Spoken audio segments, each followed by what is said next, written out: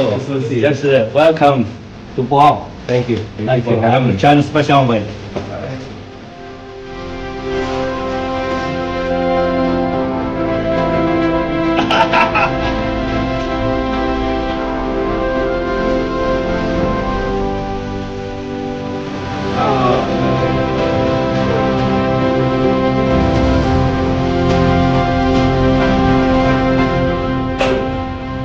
Today, we are honored to have Mr. Agus Harimurti,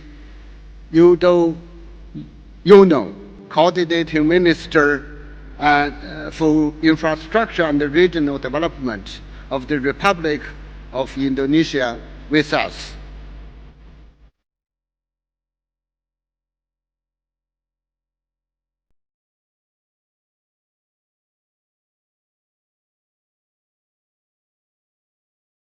Assalamualaikum warahmatullahi wabarakatuh. May peace be upon us all. His Excellency, Secretary General of the Buao Forum for Asia, Mr. Zhang Jun. Excellencies, distinguished delegates, ladies and gentlemen. A century ago, Asia was a fragmented region recovering from wars, colonial legacies, and economic challenges. Today, it is the world's economic engine. But the question remains, will this be the Asian century? Or will Asia's rise contribute to a century of shared global prosperity? That choice depends on what we do today, in moments like this, where dialogue must translate into real action. It is a great honor to stand before you today at the Buao Forum for Asia, an event that has become synonymous with dynamic regional cooperation. This forum brings together leaders, thinkers, and decision makers who share a common mission, building a better future.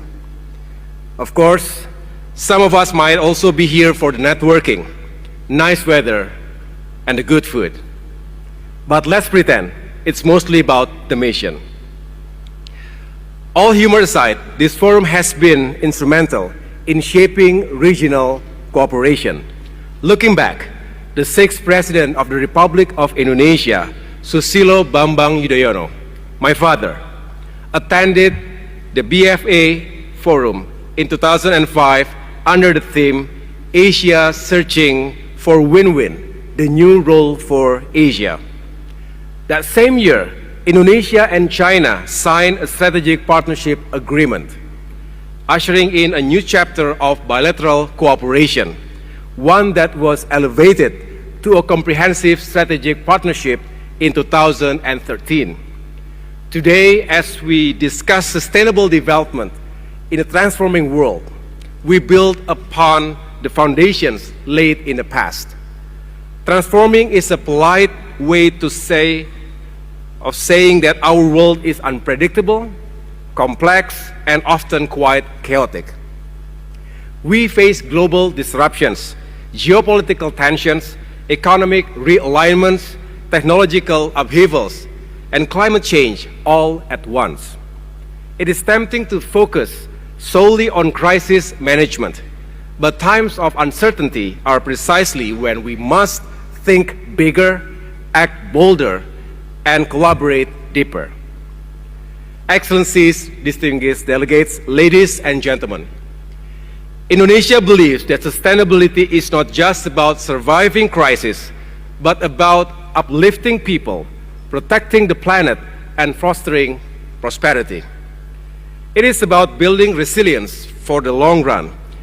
And resilience is like a good investment.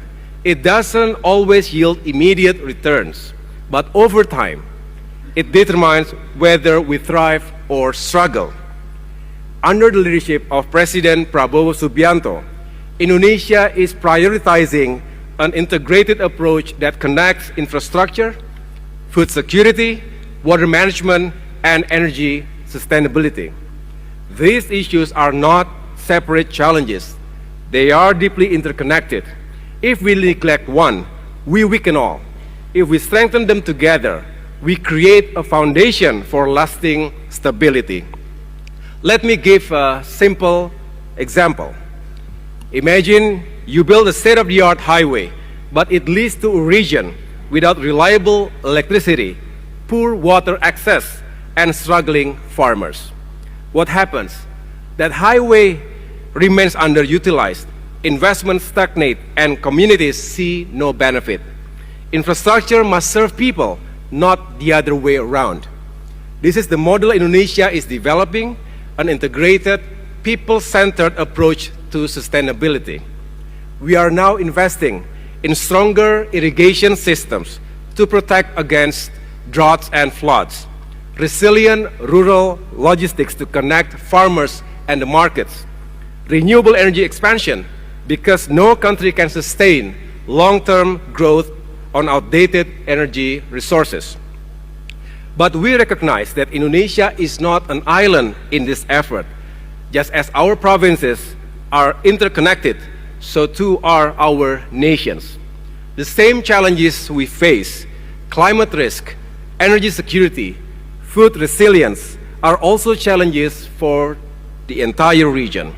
Therefore, our efforts must be part of a larger regional vision.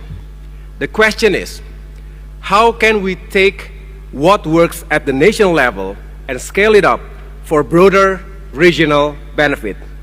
This brings me to my next point. True sustainability requires cooperation. No nation can solve these challenges alone. If we want sustainability to be more than just a conference buzzword, we must work together across borders, across sectors, and across industries. Excellencies, distinguished delegates, ladies and gentlemen, I'd like to highlight 3 critical areas where regional cooperation is no longer optional. It is essential.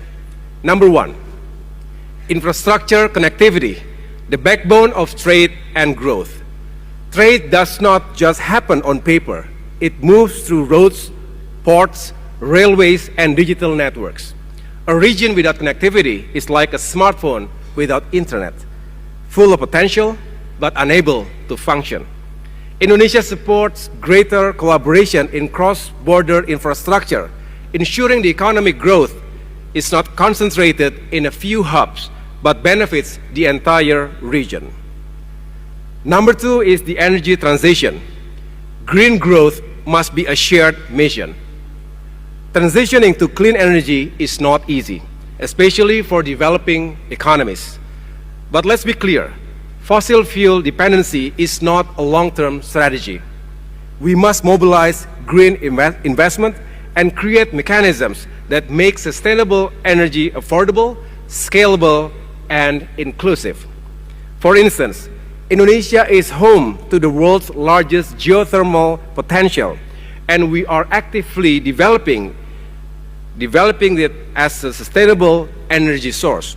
We believe that collaborative platforms like the Asia-Pacific Climate Partnership can accelerate regional decarbonization. And number 3, digital transformation, growth with ethics and inclusion.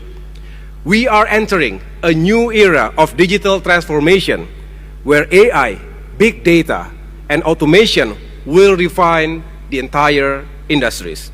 Technology is only as good as the governance behind it. AI has immense potential to optimize energy use, improve healthcare, and revolutionize education.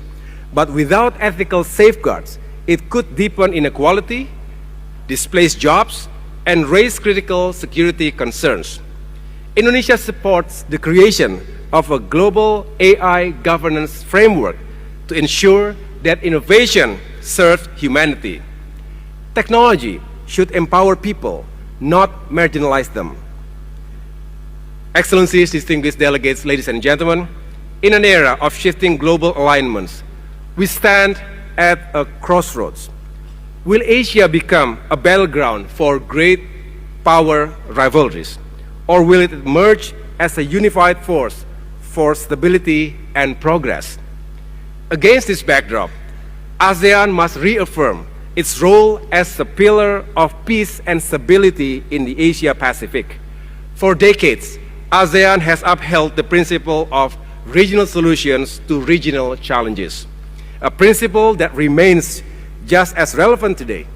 Its commitment to dialogue over conflict and to ensuring that no nation is left behind must not waver.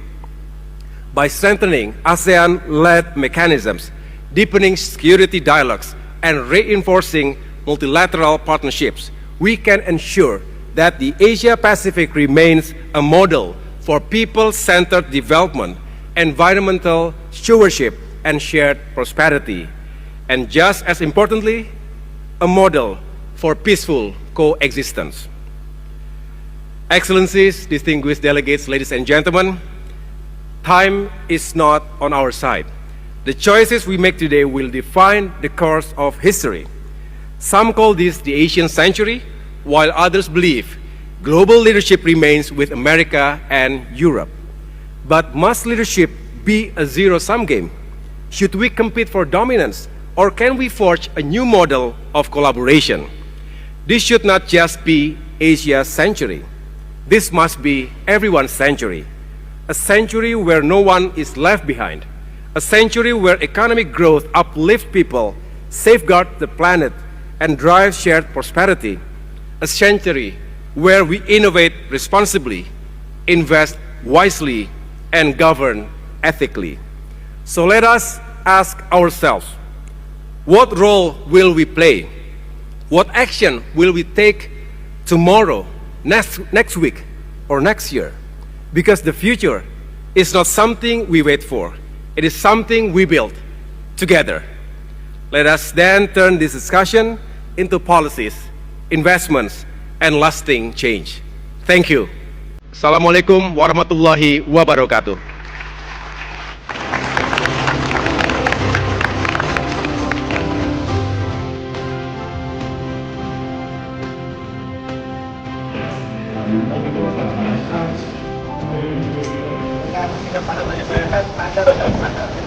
Pokoknya ini kan Pak ya, kalau siapa